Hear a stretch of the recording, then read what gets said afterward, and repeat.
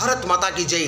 कहते हैं कि जब जब धर्म की हानि होती है या जब जब धर्म संकट में आता है तो कोई न कोई महापुरुष जन्म लेता है। कोई न कोई महापुरुष नहीं, कोई संत जन्म लेता है, कोई महंत जन्म लेता है, कोई वीर क्रांतिकारी जन्म लेता है, तो कोई वीरंगना जन्म लेती है, तो कोई सत्यवीर जन्म लेता है। उन्हीं सत्यवीर के रूप में राजस्थान के नागौर जिले के खरनाल गांव में माता रामकोरी और पिता ताहड़ जी के यहाँ पर भादो सुदी दशमी को सत्यवीर तेजा जी का जन्म होता है। जैसे जन्म होता है वैसे ही सभी राजस्थान के सभी लोग नगाड़े बजाते हैं और दुआ प्रार्थना करते हैं कि यह बालक कोई मामूली बालक नहीं रहेगा, यह वीर पुरुष कहलाएगा और यह समाज की पीड़ा को हरने वाला होगा। और अंत में वही होता है। राजस्थान की भूमि कोई मामूली भूमि नहीं है, ये वीरों की भूमि है। यहाँ पर वीरों से भरी हुई भूमि है, क्योंकि हम जानते हैं कि राजस्थान की आन बान शान को स्थापित करने के लिए महाराणा कुंभा, महाराणा प्रताप, वीर गोगा और सत्यवीर तेजा जी ने इस राजस्थान की भूमि को आज तक जीवंत रखा है। सत्यवीर तेजा जी के बारे में कहना चाहता हूं कि इनकी एक प्रसिद्ध घोड़ी थी, उस घोड़ी का नाम था लीलन। लीलन ने जन्म से लेकर मृत्यु तक उनका साथ दिया और युद्ध में अंत तक वह लड़ती रही। इनकी पत्नी का नाम था पेमल, इनका ससुराल था पनेर गांव। एक बार सत्यवीर तेजा जी अपनी पत्नी के कहने पर पनेर आए और जैसे ही पनेर आए उस समय यह घोड़ी पर सवार थे तेजा जी। उनकी सास, तेजा जी की सास गाय को दूध धो रही थी।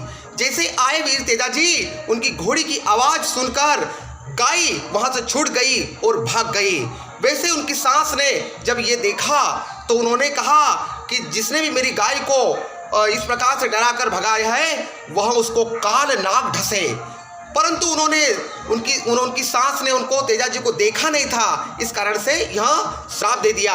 जिस प्रकार तेजा जी आए तो उन्होंने आश्चर्यचकित हो गई उनकी सास और वो कहने लगे कि मैंने ये क्या कर दिया, ये तो मेरे जमाई है और मैंने ये श्राप दे दिया, ये श्राप तो पर वापस नहीं आएगा। तेजा जी को बुरा लगा और तेजा जी ने कहा कि माँ आपने ये श्राप क्यों दिया। उसने कहा कि बेटा तेजा, मैंने आपको देखा नहीं था, इस कारण से आप श्राप को वापस भी नहीं कर सकती, इस कारण से अब मैं पश्चाताप कर रहा हूँ, मुझे माफ़ कर दो। तेजा ने कहा कि कोई बात नहीं है, जो हो गया वो हो गया है।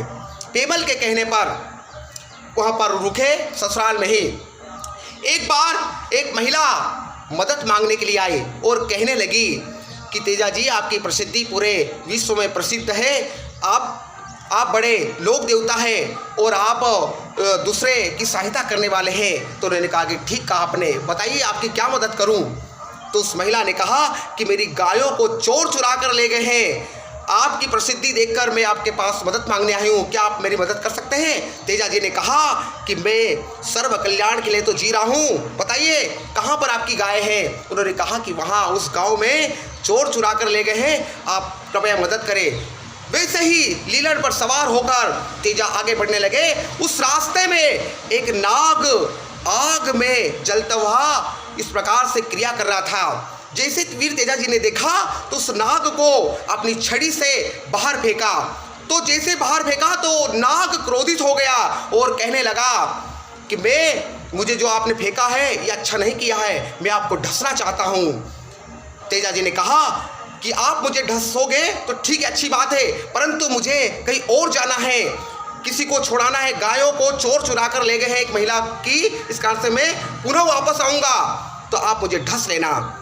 जैसे उन्होंने कहा कि ठीक है, आप वचनबद्ध हो, इस प्रकार से जाइए और वापस आओगे तो मैं ढसना प्रारंभ करूंगा। जिस प्रकार वह गए और गायों को जो चुरा कर ले गए थे चोर, उनसे युद्ध लड़े और उनको मार कर वह पुनः आए। इतने घायल हो चुके थे वीर तेजा जी कि कहाँ नहीं जा सकता था।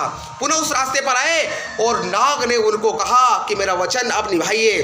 तेजा जी ने कहा कि मैं आपके वचन से प्रतिबद्ध हूँ और मैं आपके वचन से भी ये निमित्त हूँ, आप मुझे ढस दीजिए। नाग देवता ने कहा कि मैं आपको कैसे ढसूं, क्योंकि आपका शरीर तो पूरा लहूलुहान हो गया है, सब दूर तो घाव लगे हैं, मैं कहाँ ढसूं। तेजा जी ने कहा कि मेरी जीभ सुरक्षित है, वहाँ पर ढस दीजिए। जिस प्रकार से जीभ निकाली तेजा जी ने और वहाँ पर ढसा और आशीर्वाद दिया नागराज ने कि जा तेजा, तूने एक सर्व कल्याण के लिए अपना कार्य किया है, इस कारण से मैं वरदान दे रहा हूँ कि आज जो दशमी है, आज के दिन जो जिस व्यक्ति को जो ढसेगा नाग, उसका सर्प उसको नहीं लगेगा, अर्थात उसका जहर नहीं लगेगा।